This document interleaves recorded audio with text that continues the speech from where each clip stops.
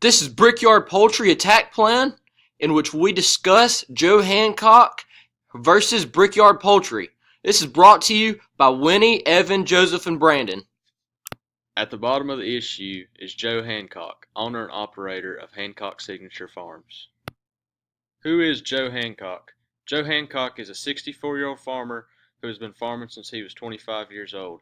He took over his family farm at that age and has always been known for taking pride in raising poultry without the help of technology and being a premier grower in the Wilkesboro complex of Brickyard Poultry. Joe was one of Brickyard Poultry's earliest contractors. He had 4 broiler houses, but in 2014, his contract was cut because he refused to update the technology in his house. Now, he never thought about harming the industry up until this point, but this was the camel that broke the straw's back. We now know our attacker, but who is our victim? Well, the victim is Brickyard Poultry. Brickyard Poultry is a very large competitor in the poultry industry today, with 6 complexes and headquarters spanning across 3 states, Georgia, North Carolina, and Tennessee.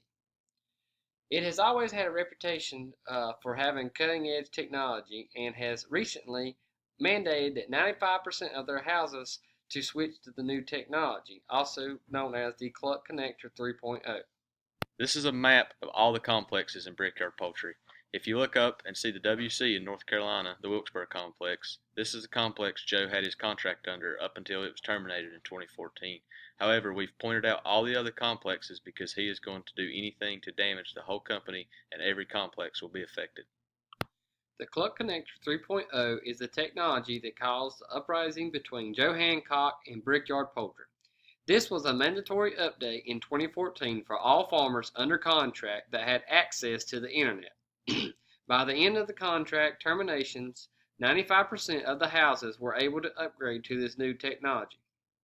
Joe had no intentions of switching over and was determined to raise chickens the old way. Here is a picture of the interface of the Cluck Connector 3.0. This new technology has the capability of being controlled remotely through the internet. This means that anywhere the farmers and service techs are located, they can view everything in the chicken house from their phone or a computer. With the correct passwords, you can change stuff such as time clocks, ventilation, lights, and much more. We know our attacker and we know our victim, but why? Mr. Hancock is looking to cause widespread damage to Brickyard Poultry's operations and profits to prove that their new required technology is very vulnerable to an attack. He is also seeking revenge and to send a message that their disrespect towards a long-term loyal partners is unacceptable. He's hoping that this attack will rattle the company's trust in the new technology and persuade them to repeal their mandate that all farmers must renovate. Joe's end goal is to re-enter into contract with Brickyard Poultry so that he can pass the farm down to his nephew and retire comfortably. We now know what Mr. Hancock's goal is, but now, how is he going to do it? Since Joe is just your average chicken farmer that never attended college, he has to rely on his nephew Daryl to help him. At 64 years old, he wants nothing to do with technology and is very old-fashioned. His nephew is majoring in computers engineering at NC State and has learned about hacking through a group of his computer engineering friends. Daryl and his friends, being college kids, Joe knows that with a little cash, he can persuade the broke college kids to help him with his plan of attack. Joe, however, has been without chickens since 2014, since his contract was terminated, and is barely getting by to pay his bills. He ends up having to sell some of his cows in order to pay Daryl and his friends for their help. While growing up in 4-H, Joe met one of his lifelong best friends that still works for Brickyard Poultry. Craig Smith has been with Brickyard Poultry for 30 years and has worked his way up to plant manager, but has not been promoted any higher. This has always been a problem for Craig, but since new management took over in 2013, he is fed up with it. Since he has not been given a promotion, Craig is not happy with the company either, and plans to help Joe get back at them. Joe and Craig have talked many times over the phone about the many problems with this company. He gives Craig the job of getting him the passwords to the database that all the Cluck Connector 3.0s are connected to. Also, Joe needs the passwords for the databases for placement charts in order to see who has birds and who doesn't for all the farms contracted to Brickyard Poultry.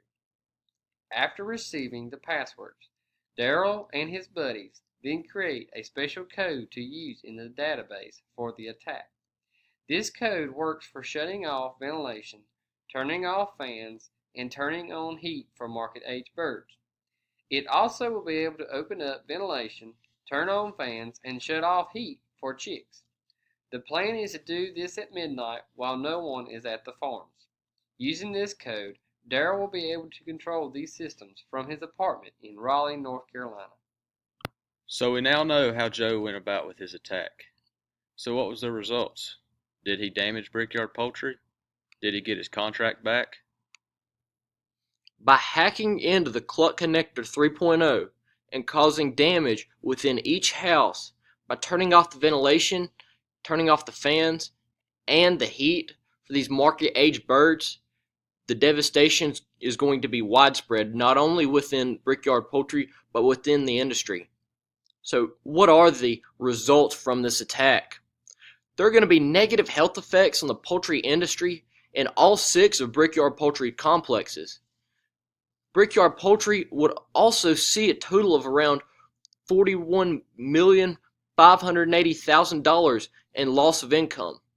Not only that, but producers and the company are going to incur extra costs in terms of removing the dead birds from the houses and figuring out a way to dispose of these properly.